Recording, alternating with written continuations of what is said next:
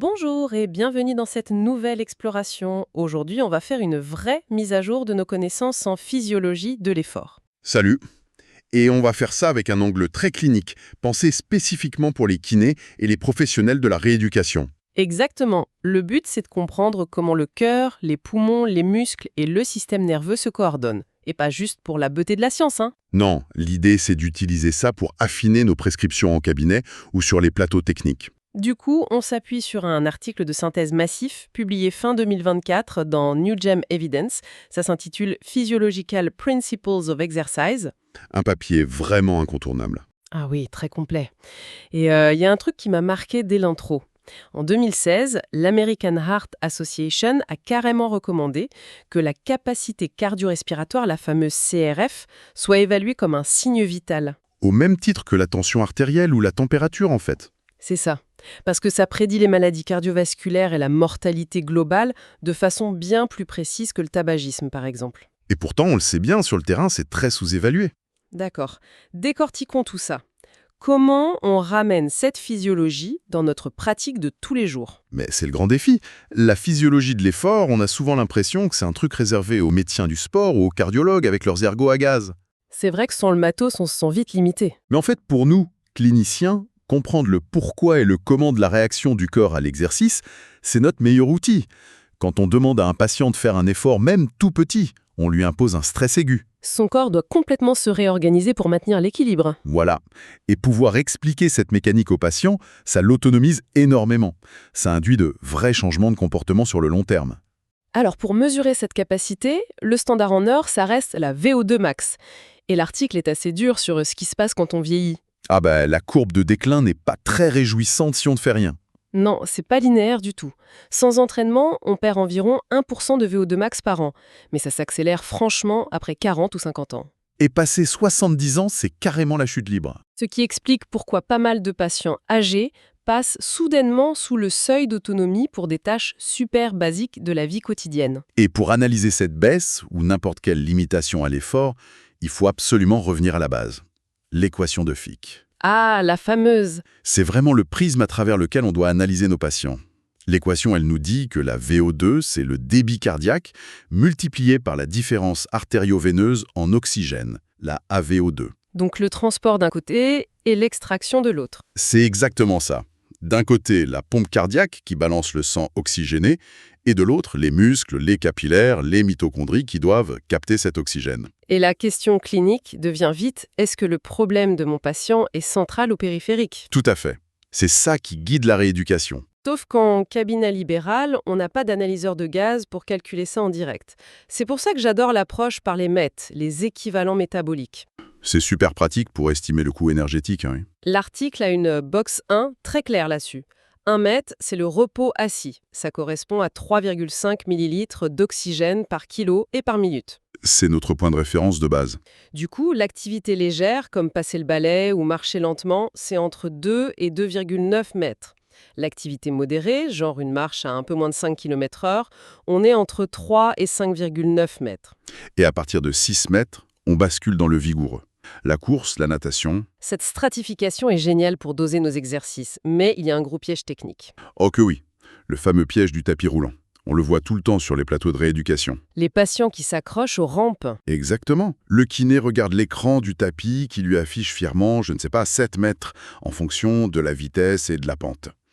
Mais l'algorithme suppose que le patient porte tout son poids. Si le patient a peur ou manque d'équilibre et s'agrippe aux barres latéraux, il décharge une énorme partie du travail mécanique sur ses bras, donc la machine dit 7 mètres, mais la vraie charge sur son système cardio-respiratoire, c'est peut-être 4 ou 5 mètres. Et notre prescription d'entraînement est complètement faussée. C'est pour ça qu'il faut vraiment faire attention à la posture sur le tapis. C'est là que ça devient vraiment intéressant, parce que cette demande en oxygène, elle a des conséquences mécaniques folles. L'article rappelle que pour chaque petit litre d'oxygène consommé en plus, le corps doit envoyer 5 à 6 litres de débit cardiaque par minute. C'est une charge de travail colossale pour le cœur. Mais carrément, si un patient augmente sa VO2 de 2 litres pendant un effort modéré, le cœur passe d'un coup de 5 litres par minute au repos à 10 ou 15 litres. Et c'est là qu'il y a un énorme mythe à casser concernant l'adaptation à l'entraînement. Lequel ? On pense souvent que quelqu'un d'entraîné a une fréquence cardiaque maximale plus élevée. C'est faux. L'entraînement n'augmente pas du tout la FC max. C'est vrai, elle peut même baisser chez les grands sportifs à cause du tonus parasympathique. Voilà. En fait, la vraie magie de l'adaptation centrale, c'est le volume d'éjection systolique. Le muscle cardiaque va faire une hypertrophie excentrique physiologique. Donc la cavité s'agrandit, c'est ça? Oui, la cavité du ventricule gauche s'élargit et les parois s'épaississent juste ce qu'il faut. Du coup, à chaque battement, le cœur éjecte beaucoup plus de sang. Mais pour éjecter ce sang, il faut déjà qu'il arrive jusqu'au cœur. Le cœur ne pompe que ce qu'on lui donne. Le fameux retour veineux. Et ça, c'est notre rayon en kinésithérapie. Sans les pompes périphériques, le système lâche en quelques minutes. Ah oui, si on comptait que sur le cœur, on tomberait dans les pommes au moindre effort. On a d'abord la pompe musculaire. Les contractions des jambes qui écrasent les veines profondes. C'est ça. Et grâce aux valvules, ça chasse le sang vers le haut. Et puis il y a l'autre pompe, souvent oubliée, la pompe ventilatoire. Avec la pression intrathoracique. Et exactement. Quand on inspire profondément à l'effort, la pression dans le thorax devient très négative par rapport à l'abdomen. Ça crée un effet d'aspiration massif depuis la veine cave inférieure. C'est fascinant. Tout ça augmente la précharge du cœur. C'est là qu'intervient la loi de Frank Starling. Plus le cœur reçoit de sang, plus ses fibres sont étirées. Cet étirement change l'affinité de la troponine pour le calcium et boum, la contraction suivante est beaucoup plus forte. C'est pour ça qu'on insiste tant sur le retour au calme actif. Si un patient s'arrête net après un effort intense, Les pompes périphériques s'arrêtent, le retour veineux s'effondre et c'est la syncope. faut toujours garder une petite marche lente à la fin. Bon, mais tout ce sang qui sort du cœur, faut l'amener au bon endroit. Au repos, les muscles squelettiques prennent quoi, 15 à 20% du débit cardiaque? Oui, à peu près. Mais pendant l'effort, ça monte à 80 ou 85%. C'est un détournement massif. Comment le corps évite que la pression artérielle s'effondre ailleurs? Grâce à la sympatholyse fonctionnelle, c'est un des mécanismes les plus élégants de notre physiologie. C'est le conflit entre le niveau central et le niveau local, c'est ça? Tout à fait. Au niveau central, le système nerveux sympathique panique un peu. Il ordonne une vasoconstruction partout pour maintenir la tension. Pour compenser la vasodilatation des muscles. Voilà. Mais au niveau local, dans le muscle qui travaille, c'est la rébellion. Le pH baisse, on produit de l'adénosine, du potassium, de l'oxyde nitrique. Et ces signaux chimiques locaux bloquent la commande centrale. Il s'oppose au récepteur alpha-adrénergique directement dans le muscle. Donc le muscle, en plein effort, annule la vasoconstruction locale et impose sa loi au système autonome. C'est la demande métabolique qui gagne toujours. D'ailleurs, cette demande demande de l'énergie, de l'ATP. Et le carburant change selon l'intensité. Le fameux croisement métabolique, le crossover. À faible intensité, on brûle surtout des graisses. Mais plus on pousse, plus on recrute des fibres rapides. Et on bascule vers les glucides. Jusqu'à utiliser uniquement le glycogène et le glucose sanguin. Et cela soulève une question importante, particulièrement en rééducation. L'acide lactique? Le grand méchant loup de la physiologie.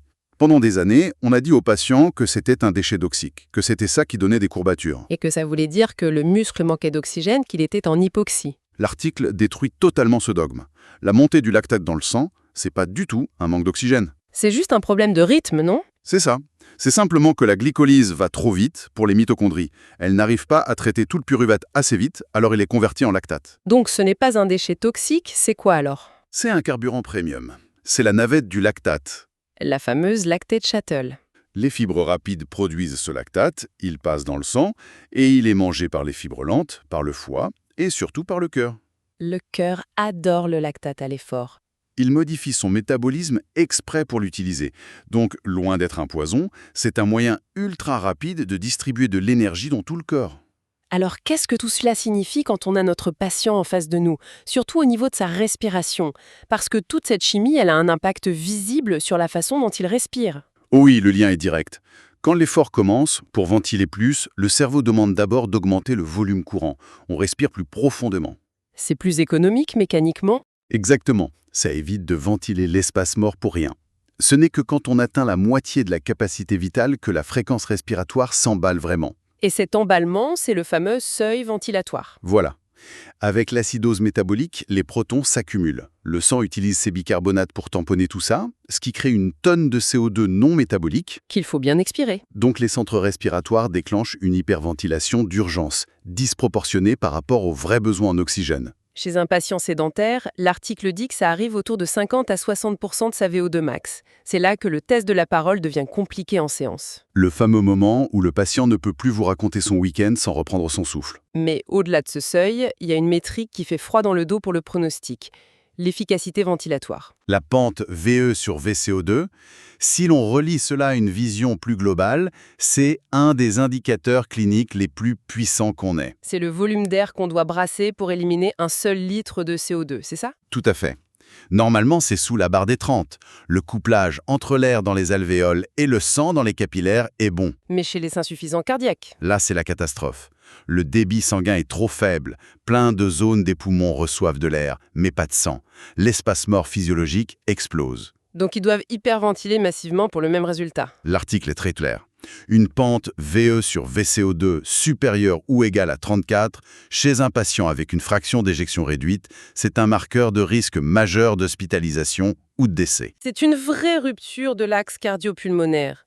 Et mécaniquement, cette hyperventilation pose un autre souci qu'on gère souvent en kiné-respi, l'hyperinflation dynamique. Surtout avec les BPCO, mais pas seulement. Quand la fréquence respiratoire est très élevée, on n'a plus le temps d'expirer complètement. L'air se retrouve piégé, le volume d'air qui reste dans les poumons à la fin de l'expiration augmente à chaque cycle. On finit par respirer tout en haut de notre capacité pulmonaire totale. Et biomécaniquement, c'est l'enfer. Le diaphragme est tout plat. Il perd sa forme de dôme, il n'a plus aucune force. Et ce sont les muscles accessoires du cou qui doivent bosser. Ça coûte une énergie folle et ça déclenche cette dyspnée affreuse.